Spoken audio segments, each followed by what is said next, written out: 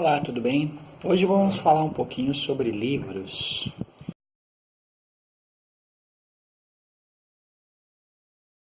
Em relação a Brasil, Portugal, Espanha, Inglaterra.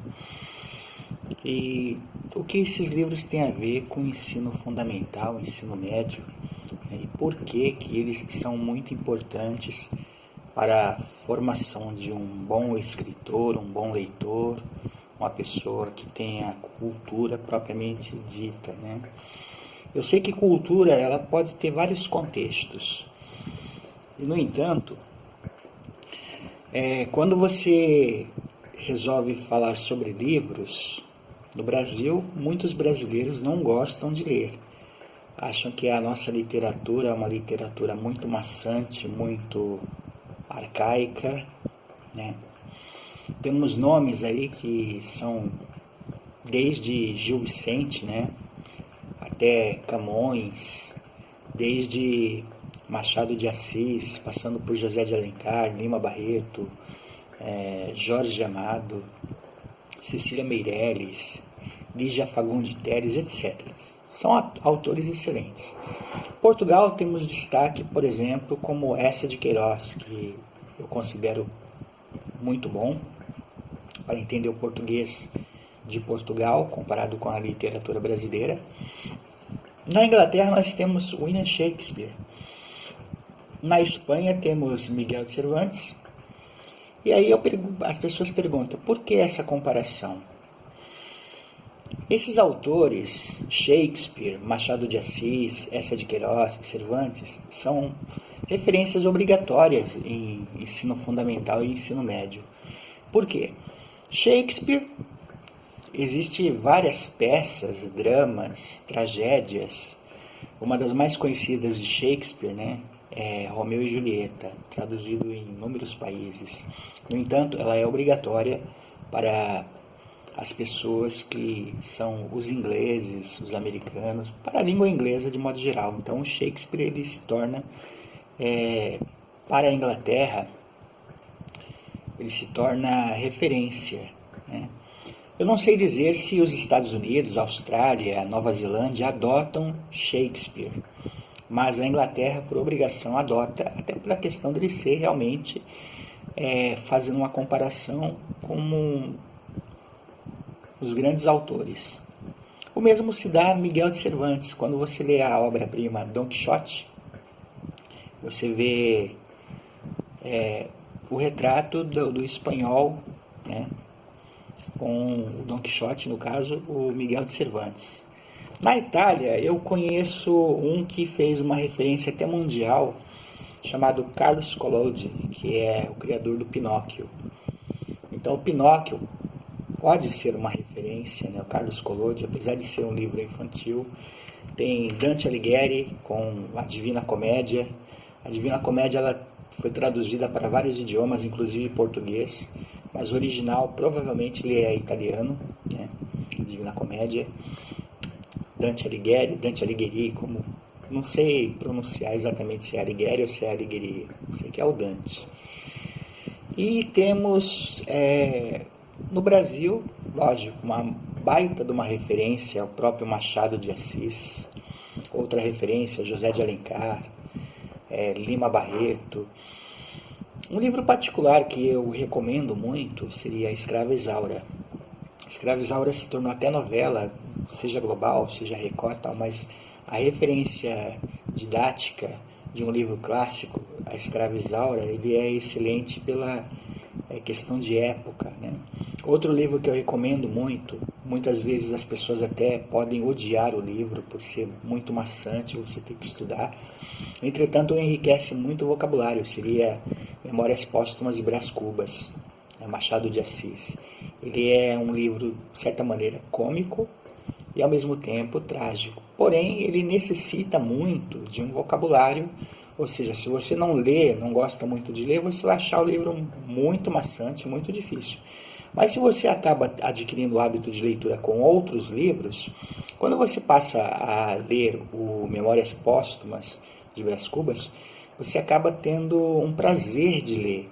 E uma diferença muito grande, me lembro assim que quando eu tinha 14, 15 anos, eu odiava Machado de Assis, justamente por ter uma linguagem considerada, para mim, muito complexa, muito difícil, arcaica e tal.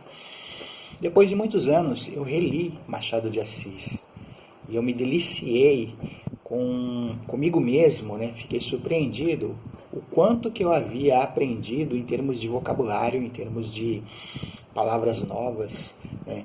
Em me situar na época também, até porque tem muitos livros que você precisa também se situar na época, ou seja, você não vê o livro como você pega um romance atualmente, um best-seller, você lê um livro clássico e esse clássico é de 100, 200, 300 anos, dependendo do livro. Então vale a pena. Gil Vicente, por exemplo, O Alto da Barca do Inferno, eu cheguei até a participar de uma peça referente a esse Alto da Barca do Inferno, né, que é do Gil Vicente, muito bom. Então, eu recomendo para vocês, né, Machado de Assis, recomendo para vocês Eça de Queiroz, recomendo o próprio Shakespeare, né, Cervantes, recomendo Lima Barreto. Um outro que é considerado um clássico, só que muita gente vai muito pela questão da mídia televisiva, e a partir de 2020 esse clássico vai se tornar de domínio público, né? Ou seja, as pessoas que são autores novos podem utilizar os personagens para criar novas histórias a partir daqueles personagens que ainda não são considerados domínio público, mas a partir do 2020 vai se tornar. É o Monteiro Lobato. O Monteiro Lobato tem toda uma coleção do Sítio do Pica-Pau Amarelo que muita gente não sabe, ou talvez até desconheça, ou talvez ignore, que é a versão do Sítio do Pica-Pau Amarelo original, que seriam os livros do sítio. Inclusive, muitos da televisão, muitas adaptações deixaram de ser feitas, não pela complexidade ou pelo jeito, mas sim pela forma. Por exemplo, quando Dona Benta tem a história do mundo para crianças, ou quando conta a história das invenções, Monteiro Lobato, através de Dona Benta, contando para as crianças, eles têm uma visão realmente de como seria um livro de história através da fala da Dona Benta, né? Porque ela recebe um livro para ler, por exemplo, o livro da história do mundo para crianças, ela recebe um livro para ler. Como o livro ele era muito complexo, Narizinho, Pedrinho e o pessoal do sítio teria dificuldade para entender o livro. Então ela resolve fazer uma adaptação, e nessa adaptação ela conta com a participação das crianças para contar a história do mundo desde que o mundo se forma até meados de 1930, 35, que é a época que seria considerado o presente dos livros de Monteiro Lobato, né? Ou seja, o presente da Emília. Naturalmente, se eu tiver outros autores novos quando entrar em domínio público, pode até ser que eles atualizem História do Mundo para Crianças para os dias de hoje também, contando os acontecimentos de 1935 para cá. Isso é um fato. O mesmo se dá, por exemplo, com História das Invenções. História das Invenções, muito bom, excelente. Esses dois livros de Monteiro nunca foram adaptados para a televisão, né? Mas outros livros chegaram a ser adaptados e eu recomendo muito vocês lerem. Outra autora, por exemplo, Agatha Christie, né? Agatha Christie é uma autora de contos policiais, romances policiais, que tem como um dos personagens a Miss Maple, e outro personagem do conto seria Hercule Poirot. Hercule Poirot é belga, com sotaque francês e tal, cara, um excelente detetive. Hercule Poirot, ele é uma comparação assim, digamos, um tanto até cômica, quanto à sua versão inglesa, que seria o Sherlock Holmes, que hoje Sherlock Holmes é considerado domínio público, né? Vale a pena ler esses livros, vale a pena a pessoa estudar um pouco, se integrar, né? Se não fica apenas nos romances atuais, por exemplo, de Senhor dos Anéis, Harry Potter, não. Procure também ver esses livros clássicos, que vai ajudar muito o enriquecimento da pessoa, de vocês, para com a própria língua portuguesa, né? Procurem estudar, ler bastante.